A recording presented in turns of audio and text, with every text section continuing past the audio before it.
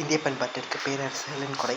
மௌரிய பேரரசு ஆட்சி முறை. குஷானர்கள், குப்தர்கள். இதில் நமக்கு மௌரியர் வேண்டாம், குஷானர் வேண்டாம், சாளுக்கியர்ஸ் தேவை, டெல்லி சுல்தானின் தேவை, பாம்னி விஜயநகரம் தேவை, முகலாய பேரரசு ஆட்சி முறை தேவை. குஷானர்கள், குப்தர்கள் இதில் தேவை. ஆட்சி முறை, சமய சீர்நிலை, பண்பாடுகள். இந்தியாவில் ஏற்படும் முதல் பேரரசாகிய மௌரிய பேரரசு காலத்திலிருந்து கலைக்கடற்கரை ஆட்சி முறை போன்றவற்றில் வியக்கத்தக்க முன்னேற்றம் ஏற்பட்டது. மேலும் இந்தியாவில் ஏற்படும் முதல் பேரரசு, இந்தியாவில் இதை மட்டும் யோசிக்கலாம். முதல் பேரரசு மௌரிய பேரரசு. புதிய ஆட்சி முறை தொடங்கியது. குப்த பேரரசு மௌரிய பேரரசின் கூறுகளை விரிவுபடுத்துவதில் முக்கிய பங்காற்றியது. குப்த பேரரசு தான் மௌரிய பேரரசு கூறுகளை விரிவுபடுத்துவதில் முக்கியமான பங்காற்றியது. இந்திய பண்பாட்டிற்கும் இந்து சமயத்திற்கும் அளப்பரிய பணியினை ஆற்றியுள்ளது. குப்தர்கள் அறிவியல் நோக்கு இன்றைய அறிவியல் வளர்ச்சிக்கு வித்திட்டனர். குஷானர்கள் காலத்தில் பௌத்த சமயமும் கட்டட இதெல்லாம் தேவையில்லாது. சாளுக்கிய நாட்டிலிருந்து தமிழகத்தில்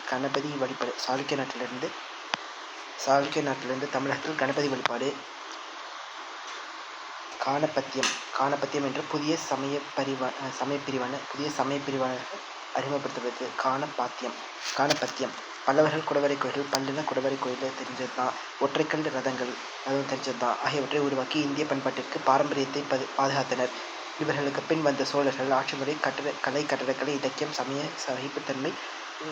சோழர்கள் ஆட்சி முறை, கட்டடக்கலை, இலக்கியம், சமய சகிப்புத்தன்மை போன்றவற்றை பரப்புவதில் மற்ற பேரரசர்களுக்கு முன்னோடியாக திகழ்ந்தனர். பிற்கால பாண்டியர் காலத்தில் பொருளாதாரத்தில் வியக்கத்தக்க முன்னேற்றம் ஏற்பட்டது. வணிக குழுக்கள் அயல்நாட்டு வணிகம் மூலம் உள்நாட்டு வருவாய் பெருகின. இன்று நாம் பின்பற்றும் அளவை முறைக்கு முன்னோடி பாண்டியர் கால அளவைகளே ஆகும்.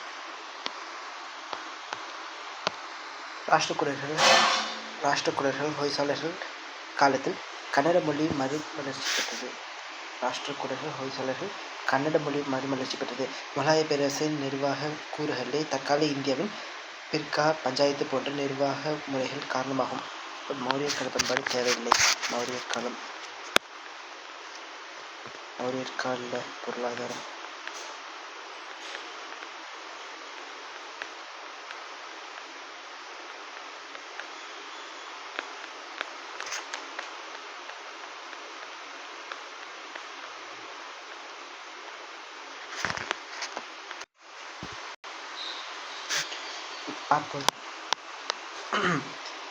டெல்லி சுல்தானியத்தின் பண்பாடு. இந்திய வரலாற்றில் டெல்லி சுல்தானியர்கள் தோற்றமும் வளர்ச்சியும் புதிய பரிமாணத்தை கொடுத்தது. இம்மாற்றம் இந்திய ஆட்சி முறையில் கலாச்சார மாற்றத்தை கொண்டு வந்தது. டெல்லி சுல்தானியம் கிபி 1606 முதல் கிபி 1526 வரை 5 மரபினர் ஆட்சி செய்த 1526 வரைக்கும் 5 மரபினர் ஆட்சி செய்தனர். இவர்களுடைய ஆட்சியில் சமயம் சார்ந்த ஆட்சி நடைமுறைப்படுத்தப்பட்டது. சமயமும் அரசியலும் இவ்வாட்சி என்ற நாணயத்தின் இரு பக்கங்களாகும். சுல்தான் என்பது முஸ்லிம் ஆட்சியாளர்கள் சுட்டிக்கொண்ட பட்டப்பெயர். ஒரு பட்டப்பெயராகும். இவர்கள் பெயரளவு கலிஃபாவிற்கு கட்டுப்பட்ட அரசர்களாக திகழ்ந்தனர். கலிஃபா கடிதம் சுல்தான்கள்லாம் வந்தாங்க. சான்றுகள். டெல்லி சுல்தானியர்கள் காலத்து இலக்கியங்கள் அக்கால வரலாற்றை அறிய ஆதாரமாக உள்ளது. அல்பெருனி அப்படின்றவர் இருக்காரு. அல்பெருனி எழுதிய தாரிகுல் ஹிந்து யார் எழுதின? அல்பெருனி எழுதிய தாரிகுல் ஹிந்து. ஹாசன் நிசாமி எழுதிய தாஜ் உல் மாசிர் அப்படின்றது. ஹாசன் நிசாமி அப்படின்ற எழுதிய தாஜ் உல் மாசிர். ஹாசன் நிசாமினா மாசிர். மின்ஹரஜ் சிராஜ் உஸ் எழுதிய நாசிரி அப்படின்ட்டு. சிராஜ் அப்படின்னா நாசிரி அப்படின்னு முன்னாடி படிச்சிருப்போம். அமீர் குஸ்ரு எழுதிய துக்ளக்நாமா. போன்ற நூல்கள் அக்கால மன்னர்கள் வரிசை, மக்கள் வாழ்க்கை நிலை, பண்பாடு போன்ற பற்றி அறிய உதவுகின்றது. இடைக்கால இந்தியாவிற்கு வருகை புரிந்த அயலர்களின் பயன் குறிப்புகள் அரசியல் முன்னேற்றம், சமூக பண்பாடு, வரலாற்று பற்றி குறிப்பிடுகின்றன. இபின் பாதுதாவுடைய பயணக்குறிப்புகள் டெல்லி மற்றும் மதுரையில் வாழ்ந்த மக்களின் வாழ்க்கை நிலையினை விளக்குகிறது. அப்துல் ரசாக் தன்னுடைய பயணக்குறிப்பில் தென்னிந்திய மக்களின் வாழ்க்கை சவுத் இந்தியாவோடு மட்டும்தான். அப்துல் ரசாக்னா சவுத் இந்தியா. தென்னிந்திய மக்களின் வாழ்க்கை, அவர்களின் நிலை, அப்புறமா அவர்களுடைய நிலை, பண்பாட்டு நிலை ஆகியவற்றை பற்றி குறிப்பிட்டுள்ளார். மேலும் மார்க்கோபோலோ நிக்கோலோ கோண்டி அப்புறமா பார்போசா பாயஸ் போன்ற குறிப்புகளும் குறிப்பிடத்தக்கவையாகும்.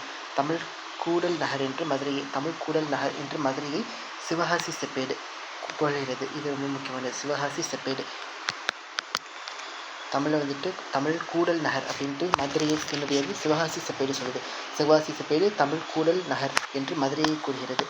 ஆட்சி முறை மைய அரசு அதிகார குவியல் முறையில் அதாவது சென்ட்ரலாக ஒன்று இருந்துச்சு. அதிகார குவியல் முறையில் அமைக்கப்பட்டதாகும். மைய அரசின் தலைவர் சுல்தான் ஆவார். அரசின் தலைவர் வந்துட்டு சுல்தான் தான். இவரிடம் சட்டம், நீதித்துறை, இராணுவ தலைமை போன்ற அதிகாரங்கள் இருந்தன. எல்லாமே இவர்கிட்ட இருந்துச்சு. சட்டம் அது லாஸு, அப்புறமா நீதித்துறைனா ஜஸ்டிஸு, இராணுவ தலைமைனா மிலிட்ரி, எல்லாமே அவர்கிட்ட தான் இருந்துச்சு. ஆட்சி பிரிவுகள் இக்தா என்பது ஆட்சியில் முக்கிய பிரிவாக இருந்தது. இக்தாஸ் அப்படின்ட்டு சொல்லுவாங்க. இக்தா என்பது ஆட்சியில் முக்கிய பிரிவாக இருந்தது. இக்தா ஷிக்குகளாக மாவட்டம் இக்தா வந்துட்டு ஒரு ஷிக்குகளாக மாவட்டங்களாக பிரிக்கப்பட்டன. இக்தாவை வந்துட்டு பிரித்தாங்க. எது மாவட்டமாக பிரித்தாங்க. ஷிக்குகளின் தலைவர் வந்துட்டு ஷிக்கார் ஆவார். இவருடைய தலைவர் வந்துட்டு யார்? ஷிக்கார் அவர். ஷிக்குகளுக்கு அடுத்த பிரிவு பர்கானா மாவட்டம். பர்கானா அப்படின்றது இதுக்கு அடுத்தது வந்துட்டு பர்கானா வந்துருச்சு. பர்கானாவிற்கு அடுத்த நிலையில் கிராமங்கள் இருந்தன. இராணுவத்துறை அதிகாரி தன் ஆட்சிக்கு உட்பட்ட பகுதியில் சட்டம் ஒழுங்கு நிலைத்திருத்தல் இது வந்து கடமையாகும். இராணுவத்துறை அதிகாரி இருந்தார். இவர் தான் பாதுகாத்தார் எல்லாத்தையும். அந்த ஒரு அவருடைய குறிப்பிட்ட எல்லைக்குள்ளே அவர் தான் சட்டம், அப்புறமா அதோடைய ஒழுங்கு நிலை நிறுத்தல் எல்லாமே அவர் தான் பாதுகாத்தார். இது ஃபஸ்ட்டு என்னவா இருந்துச்சு? இக்தா அப்படின்ட்டு ஒன்று இருந்துச்சு. இக்தா இதோடைய பிரிஞ்சது வந்துட்டு இந்த ஷிக்குகளாக பிரிஞ்சது. ஷிக்கு வந்துட்டு என்னது பர்கானாவாக பிரிந்தது. பர்கானா அப்படின்றது பிரிஞ்சிச்சு. பர்கானா அப்படின்றது எவ்வளோ பிரிஞ்சிச்சு? கிராமங்களாக பிரிஞ்சிச்சு. ஈன்றது இக்தா, ஷிக்கு, பர்கானா கிராமம். அப்புறம் அமைச்சர்கள் சுல்தான் தன் கடமைகளை நிறைவேற்றுவதற்கும் அவருக்கு தக்க ஆலோசனைகள் வழங்குவதற்கும் அமைச்சர்கள் பணிபுரிந்தனர்.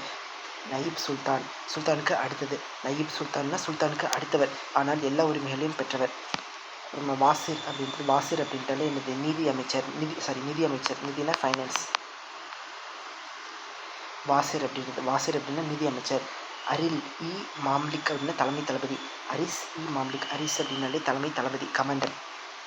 திவான் இன்ஷா செய்தி மற்றும் ஆவண காப்பகம். திவான் இன்ஷா அப்படின்றது என்னது? செய்தி மற்றும் ஆவண காப்பகம். திவான் இன்ஷா அப்படின்றது செய்தி மற்றும் ஆவண காப்பகம். செய்தி மற்றும் ஆவணம் இன்ஷா அப்படின்னு சொல்லுவாங்க. திவானி ரிசாலத்துன்னா சமயத்துறைன்னா என்னது? சமய சார்புன்னு சொல்லுவாங்க இல்லையா? செக்குலர்னு நினைக்கிறேன். இல்லை, செக்குலர் கிடையாது, ரிலீஜியஸ். ரிசாலத் அப்படின்றது ரிலீஜன் பற்றி, அதாவது சமயத்துறை. ரிசா அப்படின்றது ரிசாலத்துனா ரிசால்னு வரும். RSALAT அந்த மாதிரி தான் வரும். ஸோ ஆறுனா 6, ரிலீஜன் அப்படின்னு வச்சுக்கலாம். தலைமை காசி நீதித்துறை தலைவர். தலைமை காசி அப்படின்றது என்னது? நீதித்துறை தலைவர். இப்போ தான் ஜஸ்டிஸ் வராது. தலைமை காசி அப்படின்றது என்னது? காசி அப்படின்னா நீதித்துறை, ஜஸ்டிஸ். காசி அப்படின்றது ஜஸ்டிஸ் குறிக்குது. அப்புறமா பாரித் ஐ முமலிக் உளவுத்துறை. பாரி அப்படின்றது பார்க்குறது அப்படின்னு வச்சுக்கலாம். யார்? ஸ்பைஸ் தான் நம்மளை பார்ப்பாங்க. உளவுத்துறை தான் நம்மளை பார்க்கும் அப்படின்றது திரும்ப பார்த்துக்கலாம். நாயி சுல்தானுக்கு அடுத்தவர். வசீர் அப்படின்றது என்னது? நிதி அமைச்சர், அதாவது ஃபைனான்ஸு. அரிஸ் அப்படின்னாலே தலைமை தளபதி. திவான் இன்ஷானா செய்தி மற்றும் ஆவண காப்பகம். திவானி ரிசாலத்துன்னு ரிலீஜன் பற்றி. அப்புறம் தலைமை காசி அப்படின்னாலே ஜஸ்டிஸு. பாரி ஐ மும்லிக் அப்படின்னு நம்ம பார்க்குறது. அப்புறம் உளவுத்துறை. இவர்களின்றி வேறுபட்ட அதிகாரிகளும் சுல்தானுக்கு உதவியாக இருந்தனர். சமுதாயம் முகமது கோரியோடு வந்த துருக்கியர். இந்தியாவில் ஃபஸ்ட்டு முகமது கோரி வந்துட்டு ஒரு டர்க்கிஷு. இவங்க தான் ஃபஸ்ட்டு வந்தாங்க, டர்க்கு. முகமது கோரியோடு வந்த துருக்கியர் இந்தியாவில் குடியேறினர். அவர்களை தொடர்ந்து குத்புதீன் ஐபக்கின் படையெடுப்பின் போது ஸோ முகமது கோரிக்கு அடுத்தது யார் வந்துட்டு? ஐபக் வந்துட்டார். அவர்களை தொடர்ந்து குத்புதீன் ஐபக்கின் படையெடுப்பின் போது வந்த துருக்கியர், குர்தியர், சொராசனர்கள், கில்ஜிகள் போன்றோர் இந்தியாவில் தங்கினர்.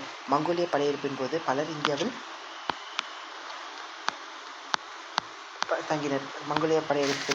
தங்கினர். இஸ்லாமிய மதம் மாற்றமடைந்த இவர்கள் புதிய முஸ்லிம்கள் என்று பார்சியர் என்று அழைக்கப்பட்டனர். பார்சீஸ் அப்படின்ட்டு புதிய முஸ்லிம்களை தான் பார்சி என்று அழைக்கப்பட்டனர். இஸ்லாமிய மதம் மாற்றம் அடைந்த இவர்கள் பார்சி என்று அழைக்கப்பட்டனர். பார்சினா எனது புதிய முஸ்லிம். துருக்கியர், அரேபியர், அபிசீனியர்கள், எகிப்தியர்கள் ஆகியோர் ஆட்சி வகுப்பினராக இருந்தனர். கிபி 13ஆம் நூற்றாண்டில் 3 வகையான ஆட்சி வகுப்பை சேர்ந்த பிரபுக்கள் இருந்தனர். கிபி 13ஆம் நூற்றாண்டில் 3 வகையான 13 அப்படின்ட்டு வச்சுட்டு 3 வகையான ஆட்சி வகுப்பை சேர்ந்த பிரபுக்கள் இருந்தனர். துருக்கியர், அரேபியர்கள், அபிசீனியர்கள், எகிப்தியர்கள் ஆகியோர் ஆட்சி வகுப்பினராக இருந்தனர். இவர்கள் ஃபஸ்ட்டு வந்துட்டு என்னது, அந்த 3 பிரிவு என்னது, கான்கள், மாலிக்குகள், அமீர்கள் போன்றவை. ஃபஸ்ட்டு கான்கள் அது தெரிஞ்சதான். மாலிக் அப்படிங்கிறது நமக்கு நல்லாவே தெரியும். கான்கள் அப்படின்ட்டு ஒன்று, மாலிக்குகள், அப்புறமா அமீர்கள் இவங்க தான் 3 பேர் கிபி 13ஆம் நூற்றாண்டிலே இருக்காங்க. பெண்கள் நிலை. அரச குடும்பத்து பெண்களும் உயர் வகுப்பின் பெண்களும் கல்வி கற்று சில அரச சலுகைகளுடன் செல்வாக்கு பெற்றிருந்தனர். இவங்களாம் செல்வாக்கு பெற்று இருந்தனர். இஸ்லாமிய பெண்கள் பர்தா முறையை பின்பற்றினர். இஸ்லாமிய பெண்கள் என்ன பண்ணாங்க, பர்தா முறையை பின்பற்றினர். சமுதாயத்தில் கீழ்நிலை மக்கள் கிராமங்களில் கணவருக்கு கட்டுப்படும் விவசாய தொழில்களுக்கு உதவியாகவும் இருந்தனர். விவசாயம் செஞ்சுட்டு தான் இருந்தாங்க. விவசாய தொழிலுக்கு உதவி புரிந்தும் இருந்தனர். பல பெண்கள் குடிசை தொழில்களில் சிறப்புற்று இருந்தனர். குடிசை தொழில்கள் செஞ்சுட்டு இருந்தாங்க. பொருளாதாரம். சுல்தான்களின் ஆட்சி காலத்தில் 4 பிரிவுகளாக நிலம் பிரிக்கப்பட்டது. 4 பிரிவுகளாக நிலம் வந்துட்டு 4 பிரிவுகளாக பிரிக்கப்பட்டிருந்தது. எனது இக்தா அப்படின்றது ஃபஸ்ட்டு. இந்நிலங்கள் அதிகாரிகளுக்கு ஊதியத்திற்கு பதிலாக வழங்கப்பட்டன. அதிகாரிகளுக்கு ஊதியத்திற்கு காசுக்கு பதிலாக எனது இக்தா தந்துடுவாங்க. அப்புறமா காலிசா அப்படின்றது. காலிசா அரச நிலங்கள், மைய அரசின் கட்டுப்பாட்டில் உள்ள நிலங்கள் அப்படின்றது. அதாவது மைய அரசின் கட்டுப்பாட்டில் உள்ள நிலங்கள் என்னது, காலிசா அப்படின்னு மைய அரசுக்கு அடியில் இருக்குது. மரபுவழி ஜமீன்தார் நிலங்கள். சுல்தானுக்கு கட்டுப்பட்ட நிலங்கள். இது என்னது, மைய அரசுக்கு அடிப்படை. ஃபஸ்ட்டு வந்துட்டு காலிசா அப்படின்னா மைய அரசுக்கு கட்டுப்பட்டான நிலங்கள். மைய அரசு. மரபுவழி ஜமீன்தார் நிலங்கள்னால் யாருக்கு, சுல்தானுக்கு கட்டுப்பட்ட நிலங்கள். இனாம் சமய அறக்கட்டளைகளுக்கு வழங்கப்பட்ட. இனாம் அப்படின்ட்டு என்னது, சமய அறக்கட்டளைகளுக்கு வழங்கப்பட்ட நிலங்கள் போன்றவை. இனாம் அப்படின்ட்டு, இனாம் வேணும் அப்படின்னு சொல்லுவாங்க இல்லையா, சமய அறக்கட்டளைகளுக்கு வழங்கப்பட்ட நிலங்கள் தான் இனாம் அப்படின்றது. இனாம்னா கிஃப்ட்டுன்னு சொல்லுவாங்க. கிஃப்ட் சமய அறக்கட்டளைகளுக்கு கிஃப்டாக கொடுத்தாங்க அப்படின்னு வச்சுக்கலாம். அலாவுதீன் கில்ஜியின் அங்காடி சீர்திருத்தம். அலாவுதீன் கில்ஜி அங்காடி சீர்திருத்த முறையை அறிமுகப்படுத்தினார். அலாவுதீன் கில்ஜி தான் என்ன பண்ணார், அங்காடி சீர்திருத்த முறை, அதாவது மார்க்கெட் ரிஃபார்ம்ஸ் அப்படின்னு சொல்லுவாங்க. அங்காடி சீர்திருத்தம் அப்படின்றது மார்க்கெட் ரீஃபார்ம்ஸை கொண்டு வந்தார். இதன்படி பொருட்கள் நியாயமான முறையில் விற்கப்பட்டன. அங்காடி விற்பனையாளர்கள் எடை குறைவாக விற்றாலோ அதிக விலைக்கு விற்றாலோ கடுமையாக தண்டிக்கப்பட்டனர். அதற்கு அங்காடிகளில் ஒரே விலையில் கலப்படமற்ற பொருட்கள் விற்பனை செய்யப்பட்டன. சஹானா இ மண்டி அங்காடிகள் நிர்வகித்தார். சஹானா இ மண்டி அப்படின்றது தான் இந்த அங்காடிகளை நிர்வகித்தார். மண்டி அப்படின்னா அங்காடி அப்படின்றது. அங்காடி இந்த மார்க்கெட்டெல்லாம் பார்த்துக்கிறவங்க மண்டி அப்படின்றது. மண்டினா மார்க்கெட் அப்படின்னு வச்சுக்கோங்க. மண்டி அப்படின்னா என்னது, மார்க்கெட்டு. அப்புறம் அலாவுதீன் கில்ஜி நில மேலாண்மை, நில அளவை மற்றும் நிலவரி வசூல் முறையை ஒழுங்குபடுத்தினார். எல்லாத்தையுமே ஒழுங்குபடுத்தினார். நில மேலாண்மை, நில அளவை மற்றும் நிலவரி வசூல் முறையை ஒழுங்குபடுத்தினார். முகமது பின் துக்ளக் நிலவரியை அதிகமாக உயர்த்தினார். முகமது பின் துக்ளக் என்னது, நிலவரியை அதிகமாக உயர்த்தினார். பெரோஸ் துக்ளக் நீர்ப்பாசன முறையை. பெரோஸ் துக்ளக் அப்படின்றது நீர்ப்பாசன வசதிகளை பெருக்கி விவசாய வளர்ச்சிக்கான முறையை மேற்கொண்டார். இந்த ஃபெரோஸ் துக்ளக் அப்படின்னா இரிகேஷனு, ஃபார்மர்ஸு, அக்ரிகல்ச்சர் அப்படின்னு போயிட்டார். முகமது பின் துக்ளக் என்ன, நிலவரியை அதிகமாகப்படுத்தினார். இந்த அலாவுதீன் கில்ஜி அப்படின்றது எனது நில மேலாண்மை, நில அளவு மற்றும் நிலவரி வசூல் முறையை கட்டுக்குள் கொண்டு படுத்தினார். அதாவது ஒழுங்காக வச்சார் அப்படின்னு அர்த்தம். அப்புறமா தொழில்கள். வேளாண்மை முக்கிய தொழிலாக கருதப்பட்டால் வேளாண்மை தான் முக்கிய தொழில். பிற தொழில்களும் வளர்ச்சி அடைந்தன. விலை உயர்ந்த கற்கள் உடைய ஆபரணங்கள் செய்தல், நெசவு, சாயம் தோய்த்தல், காலிக்கோ அச்சிடுதல் போன்ற துணி சார்ந்த தொழில்கள். செம்பு, பித்தளை, இரும்பு போன்ற உலோகம் சார்ந்த செம்பு, பித்தளை மற்றும் இரும்பு வந்துச்சு. செம்பு, பித்தளை மற்றும் இரும்பு போன்ற உலோகம் சமயப்பட்ட தொழில்கள். அப்புறமா தோல் தொழில்கள், அப்புறமா கப்பல் கட்டும் தொழில்கள் போன்றவை தொழில்கள் வளர்ச்சி அடைந்தன. விலை உயர்ந்த கற்கள் உடைய ஆபரணங்களை செய்தல், நெசவு, சாயம் செய்தல், காலிக்கோ அச்சிடுதல் போன்ற தொழில்கள் துணி சார்ந்த தொழில்கள். இது எல்லாமே துணி சார்ந்த தொழில்கள் இதெல்லாம் இருந்துச்சு. அப்புறமா செம்பு, பித்தளை, இரும்பு அப்படின்றது இந்த உலோகம் சார்ந்த தொழில்கள். தோல் தொழில்கள், கப்பல் கட்டும் தொழில் அப்படின்ற தொழிலும் இருந்துச்சு. உள்நாட்டு வெளிநாட்டு வணிகம். உள்நாட்டு வர்த்தகம் சந்தைகளின் மூலம் நடைபெற்ற. உள்நாட்டு வர்த்தகம் வந்துட்டு உள்நாட்டு இங்கிலாந்து அப்படின்றது இங்கிலாந்து மார்க்கெட் வந்துட்டு எனது சந்தைகள் மூலம் நடைபடுத்தப்பட்டது. அப்புறமா அரிசி, சர்க்கரை, வெண்ணெய் போன்ற பொருட்களை சோழ மண்டலத்துக்கு அனுப்பினர். இன்னைக்கெல்லாம் அரிசி, சர்க்கரை, வெண்ணெய் சோழ மண்டலத்துக்கு அனுப்பினர் அப்படின்றது. ஆக்ரா முக்கிய வர்த்தக மையமாக விளங்கியது. ஆக்ரா தான் என்னது, முக்கியமான வர்த்தக மையமாக விளங்கியது. யாருடைய காலத்தில், டெல்லி சுல்தான் காலத்தில் ஆக்ரா தான் முக்கியமான வர்த்தக மையமாக விளங்கியது. வெளிநாட்டு வணிகம் வடமேற்கு கணவாய்கள் மூலம் நடைபெற்றது. லாகூரும் முல்தானும் வணிக மையங்களாக திகழ்ந்தன. இப்போ அதே மாதிரி ஆக்ரா வந்துட்டு முக்கியமான வர்த்தக மையமாக திகழ்ந்தது. லாகூரும் முல்தானும் வாணிக மையங்களாக திகழ்ந்தன. இது வர்த்தகம், இது வந்துட்டு வாணிக மையங்களாக திகழ்ந்தன. என்னது? லாகூர் மற்றும் முல்தான். அப்புறமா கடல்வழி வாணிகத்தின் மூலம் ஆக்ராவிலிருந்து பல பொருட்கள் உலகின் பல பகுதிகளுக்கு அனுப்பப்பட்டன. காஷ்மீரிலிருந்து குங்குமப்பூ, காஷ்மீர்லேருந்து என்னது இருந்துச்சு? காஷ்மீரிலிருந்து குங்குமப்பூ, சால்வை, ஆக்ராவிலிருந்து என்னது? நீலச்சாயம் போன்றவை ஏற்றுமதி செய்யப்பட்டன. இதில் ஏற்றுமதி செய்யப்பட்டன. ஃபஸ்ட்டு காஷ்மீர்லேருந்து என்னது? குங்குமப்பூ மற்றும் சால்வை. ஆக்ராவிலேருந்து என்னது? சாயம் வந்துட்டு ஏற்றினாங்க. ஆக்ராவிலிருந்து நீலச்சாயம் ஏற்றினாங்க, ஏற்றுமதி செய்யப்பட்டன. அலாவுதீன் கில்ஜி விவசாய வர்த்தக கொள்கையின் மூலம் விவசாயத்தையும் வர்த்தகத்தையும் நவீனமாக்கி சந்தை பொருளாதாரத்தை உருவாக்கினார். சந்தை பொருளாதாரத்தை உருவாக்கினவர் யார்? அலாவுதீன் கில்ஜி சந்தை பொருளாதாரத்தை உருவாக்கினார். டெல்லி சுல்தானியர்களின் காலத்தில் இந்து சமுதாயத்தின் மீது இஸ்லாமிய சமயத்தின் தாக்கம் இருந்தது. இஸ்லாமிய சமய சட்டப்படி இந்துக்கள் மாற்று சமயத்தவர்கள் இந்துக்கள் மீது ஜிஸ்யா வரி விதிக்கப்பட்டிருந்தது. மாற்று சமய இஸ்லாமியர்கள் அல்லாதவர் அவங்க மேலே இருந்துச்சு ஜிஸ்யா அப்படின்ற ஒரு வரி இருந்துச்சு, சமய வரி. இதனால் இந்துக்கள் தனிமைப்படுத்தப்பட்டனர். ஃபெரோஸ் துக்ளக், சிக்கந்தர் லோடி போன்ற மதமாற்றத்தை வெகுவாக ஊக்குவித்தனர். ஃபெரோஸ் துக்ளக் அப்படின்றது சிக்கந்தர் லோடி போன்றவர்கள் மதமாற்றத்தை வெகுவாக ஊக்குவித்தனர். யாரெல்லாம் வந்துட்டு? ஃபெரோஸ் துக்ளக்கு, அப்புறமா இது சிக்கந்தர் லோடி இதெல்லாம் வந்துட்டு இவங்கெல்லாம் என்ன பண்ணாங்க? மதமாற்றத்தை ஊக்குவித்தனர். இலக்கியம். சுல்தானியர்களின் ஆட்சி காலத்தில் அரசாங்க உதவியுடன் கவிதை, உரை, நடை, இலக்கியம் போன்ற வளர்ச்சி பெற்றன. குறிப்பாக வரலாற்று சார்ந்த இலக்கியத்திற்கு சிறப்பிடம் அளிக்கப்பட்டிருந்தது. டெல்லி சுல்தானியத்தின் தத்துவம், நாடகம், மருத்துவம், ஜோதிடம் பற்றிய நூல்கள் எழுதப்படுவதை ஆதரித்தனர்.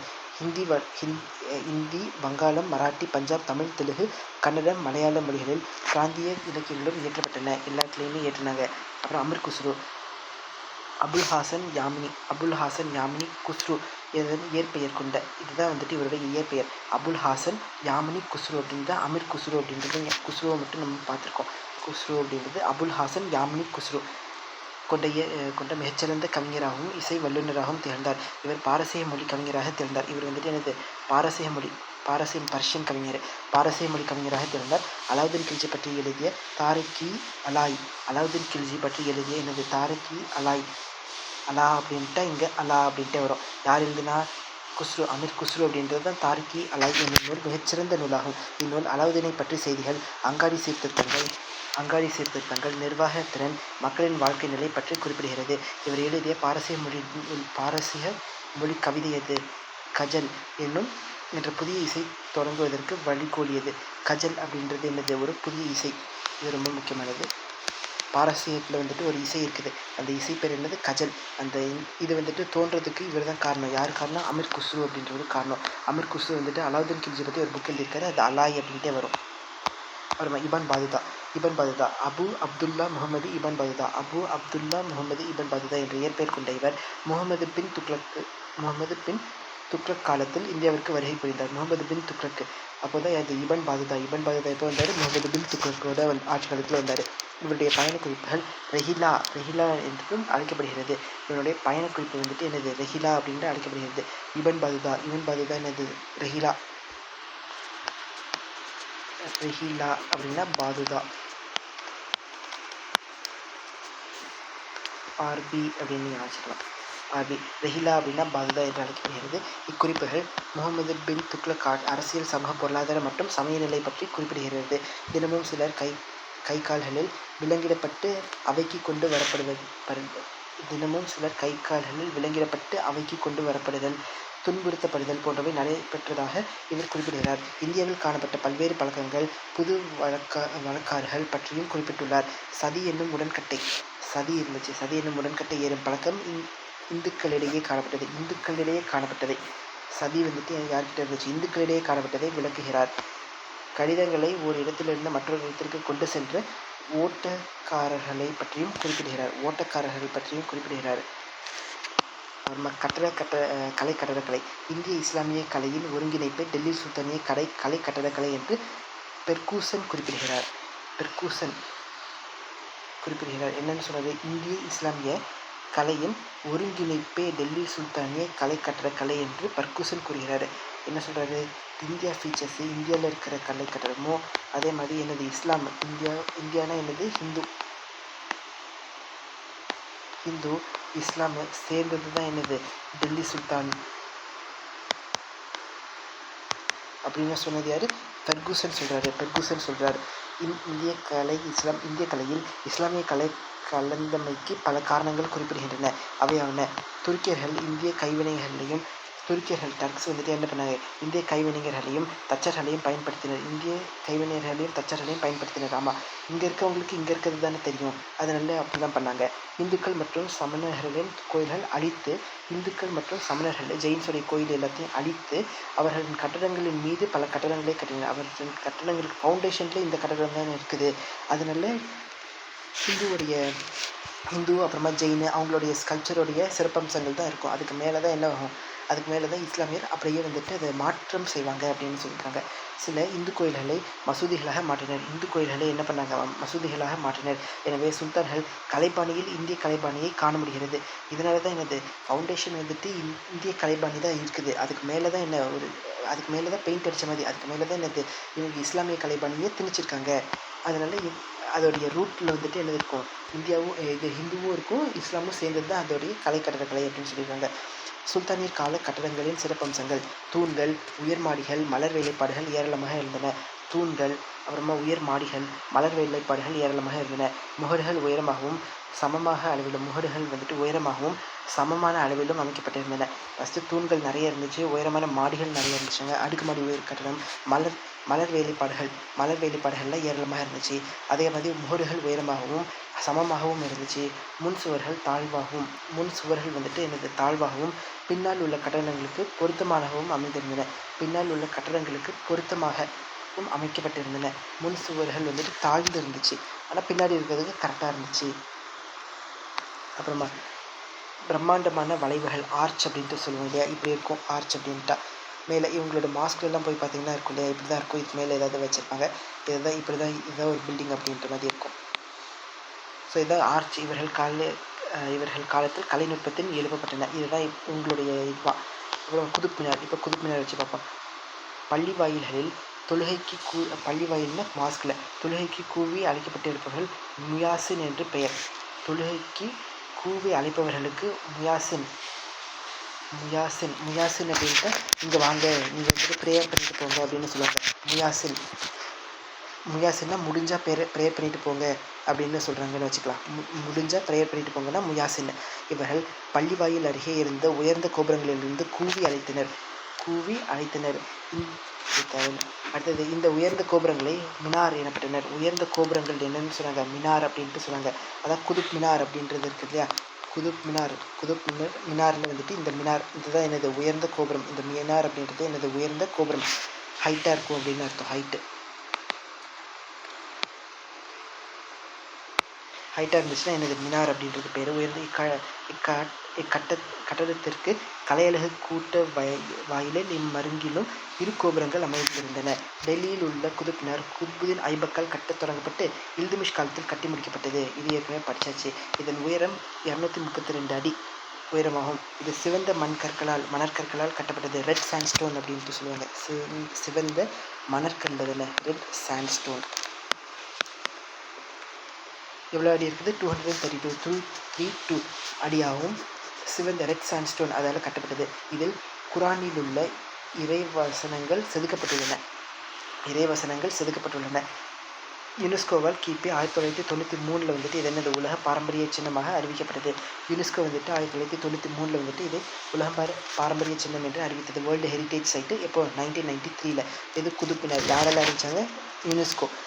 குதுப் மினாரோட ஹைட்டுனா 232. என்ன ஸ்டோனால் கட்டினாங்க, ரெட் சாண்ட்ஸ்டோன். அப்புறமா குதுப் மினார் அப்படின்னா என்னது, உயரமான கோபுரங்கள். அது தொழுகைக்கு கூப்பிடுவாங்கல்ல உள்ளார, அவங்க பேர் என்னது, முடிஞ்சா ப்ரேயர் பண்ணிட்டு போங்கன்னு படித்தோம் இல்லையா, அதான் முயாசின். முடிஞ்சா ப்ரேயர் பண்ணிட்டு போ, முயாசின். அப்புறமா அலை தர்வாசா, அலாவுதீன் கில்ஜி தான் அலை தர்வாசா. ஆனால் ஆவே வரும். அலை தர்வாசா. அலை தர்வாசா அலாவுதீன் கில்ஜி காலத்தில் கட்டப்பட்டவையாகும். இது செல்சக் துருக்கியர் கலைபாணியில் செல்சக் அப்படின்றது ஒரு துருக்கியர் இருந்திருக்காங்க போல இருக்கு. செல்சக் துருக்கியர் கலைபாணியில் கட்டப்பட்டவையாகும். மிக உயரமான மேடைகளிலிருந்து செம்மணற்கற்களாலும் வெள்ளை சலவை கற்களாலும் உருவாக்கப்பட்ட இக்கட்டடம். செம்மண்கல் அப்படின்னா எனக்கு ரெட் சாண்ட்ஸ்டோன், வெள்ளை சலவைக்கல்ன்ட்டு ஒன்று இருக்குது. வெள்ளை சலவைக்கல் உருவாக்கப்பட்ட இக்கட்டடம் அருகில் காணும்போது வண்ணங்களின் கோப்புகளாக காணப்படுகிறது. ரொம்ப அழகாக இருக்கும் அப்படின்னு சொல்கிறாங்க. முகமது பின் துக்ளக்கிற்கு பின் வந்த ஃபெரோஷ் துக்ளக் கட்டடப்பிரியர். ஃபெரோஷ் துக்ளக் வந்துட்டு ஒரு கட்டடப்பிரியர், கட்டடக்கலை வேந்தர். இவர் வந்துட்டு என்ன இரிகேஷன் நிறைய பண்ணியிருப்பாருன்னு படிச்சிருக்கோம். இவர் காலத்தில் 1200 மலர்வனங்களை டில்லியை சுற்றி அமைத்தார். அதான் 1200 ஃப்ளவர் கார்டன்ஸ் அப்படின்னு சொல்லுவோம். இங்கிலீஷில் படிச்சிருப்போம். 1200 ஃப்ளவர் கார்டன்ஸ்னு. இவரை பூங்கா பிரியர், நீர்ப்பாசனத்தின் தந்தை என்றும் அழைக்கப்பட்டார். ஃபெரோஷ் துக்ளக் ஃபெரோஷாபாத் என்னும் நகரை அமைத்தார். ஃபெரோஷ் துக்ளக் தான் எனது ஃபெரோஷாபாத்.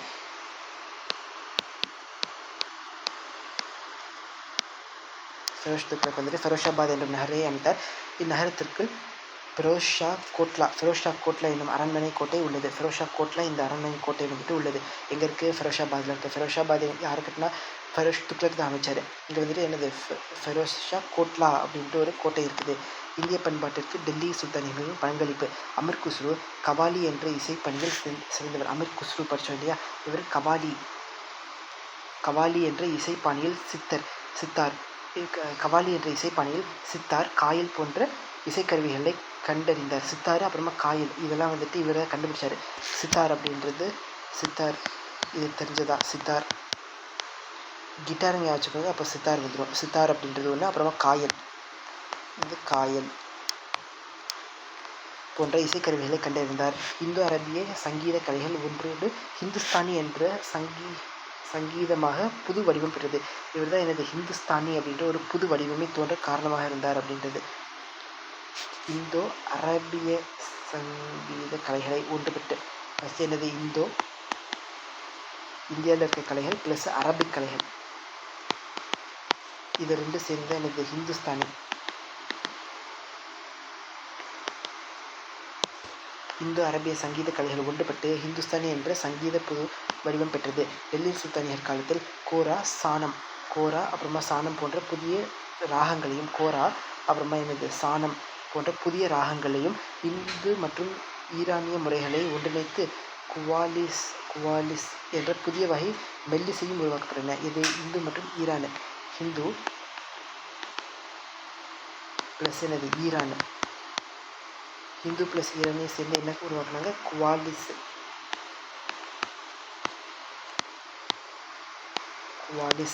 என்ற புதிய இசைக்கலை வந்துட்டு உருவாக்குது. அதே மாதிரி கோரா சானம் அப்படின்றது புதிய ராகங்கள்.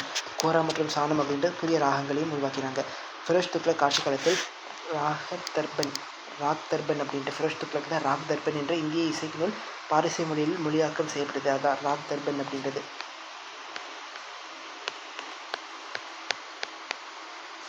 ராக் தர்பன் என்ற இந்திய இசை நூல் பாரசீக மொழியில் இந்திய இசை நூல் வந்துட்டு எனது பர்ஷியனுக்கு வந்துட்டு டிரான்ஸ்லேட் பண்ணாங்க. அப்புறமா இந்தியாவில் திராவிட கலைப்பாணி வளர்ச்சி குறைந்து இந்தோ அரபிக் கலை வளர்ச்சி பெற்றது. இந்தியாவில் திராவிட கலைப்பாணி குறைந்து இந்தோ அரபிக் கலை வந்துட்டு வளர்ச்சி பெற்றது.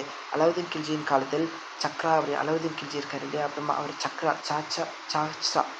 சக்ரா என்ற பட்டியல் முறையும் தாக் என்ற குதிரைகளுக்கு சூடு போடும் முறை, அரசு விலங்குகள் என்ன என்பதற்கு அடையாளமாக அங்காடி சீர்திருத்தமும் தற்கால உணவுத்துறை அதிகாரி பணியிடங்களும் மிகச்சிறந்த கொலைகளாகும். இது என்ன பண்ணாரு? தாக் அப்படின்ட்டு ஒன்று, குதிரைகளுக்கு சூடு போடுறதுங்க. இது தாக் அப்படின்ட்டு, தாக்குனா குதிரைகளுக்கு சூடு போடுவாங்க, அது ஒன்று. அப்புறமா என்னது காலத்தில் சக்ரா என்ற பட்டியல் முறை. இது வந்து சக்ரா அப்படின்றது ஒரு பட்டியல் முறையே. அப்புறமா எனக்கு குதிரைக்கு தாக்கு அப்படின்றது சூடு போடுவாங்க, அதெல்லாம் கண்டுபிடிச்சார். அப்புறம் அங்காடி சீர்திருத்தங்களில் அது எல்லாத்தையும் செஞ்சார். யார்? அலாவுதீன் கில்ஜி. வேளாண்மை முறையை மேம்படுத்த முகமது பின் துக்ளக் ஏற்படுத்திய துறை திவானி கோஹி அப்படின்றது. திவானி கோஹி என்ன யார் பண்ணால்? முகமது பின் துக்ளக் அக்ரிகல்ச்சருக்காக பண்ணார். டெல்லியில் உள்ள ஃபெரோஷா கோட்லா மைதானம், ஆக்ரா நகரம் மற்றும் அழகிய பூங்காக்கள் இவர்கள் காலத்திற்கு எடுத்துக்காட்டுகளாகும். ஃபிரோஸ் துக்ளக் ஆட்சி காலத்தில் வேலைவாய்ப்பு அலுவலகம் உருவாக்கப்பட்டது. வேலைவாய்ப்பு அலுவலகம் அப்படின்ட்டு ஒன்று யார் ஆட்சி காலத்தில் உருவாக்குனாங்க? ஃபிரோஸ் ஷா துக்ளக் அப்படின்ற ஆட்சி காலத்தில் தான் என்னது வேலைவாய்ப்பு அலுவலகம் அப்படின்றது ஒன்று உருவாக்குறாங்க. ஃபிரோஸ் துக்ளக் காலத்தில் அனாதை மற்றும் கைம்பெண்களுக்கு ஆர்ஃபன்ஸ் அப்படின்னு சொல்லுவாங்க. அனாதை மற்றும் கைம்பெண்கள் இன்னும் டெஸ்டிடியூட் விடோஸ் நலவாழ்வுத்துறை உங்களுக்குலாம் என்னது நலவாழ்வுத்துறை, அதாவது திவானி கெய்ரத் உருவாக்கப்பட்டது. திவானி கெய்ரத் அப்படின்றது யாருக்கெல்லாம்? ஆர்ஃபன்ஸுக்கு மற்றும் விடோஸுக்கு. ஆர்ஃபன்ஸு விடோஸ்னா கீரத்து, OWK அப்படின்னு யோசிச்சுக்கோங்க. OWK ஆர்ஃபன்ஸு விடோஸுனா கீரத்து யார் உருவாக்குனா? ஃபிரோஸ் துக்ளக் ஆட்சி காலத்தில் உருவாக்கப்பட்டது. டெல்லி சுல்தானியர் ஆட்சியில் பெண் அரசாள்வது ரஷ்யா சுல்தானா இந்து இஸ்லாமிய ஆட்சி மரபில் மாற்றத்தை உருவாக்கின. இது தேவையில்லாதது தான். டெல்லி சுல்தானியர்கள் வெளியிட்ட நாணயங்கள் பிற்காலத்தில் வெளியிடப்பட்ட நாணயங்களுக்கு முன்னோடியாக திகழ்ந்தன. டெல்லி சுல்தானியர்கள் வெளியிட்ட நாணயங்கள் தான் எனது பிற்காலத்தில் வெளியிட்ட நாணயங்களுக்கு முன்னோடியாக திகழ்ந்தன. நாணயத்திற்கு முன்னோடி யார் வருது? டெல்லி சுல்தானியர்கள் வெளியிட்ட நாணயங்கள் தான் என்னது முன்னோடியாக இருந்துச்சு, பிற்கால நாணயங்களுக்கு முன்னோடியாக திகழ்கிறது.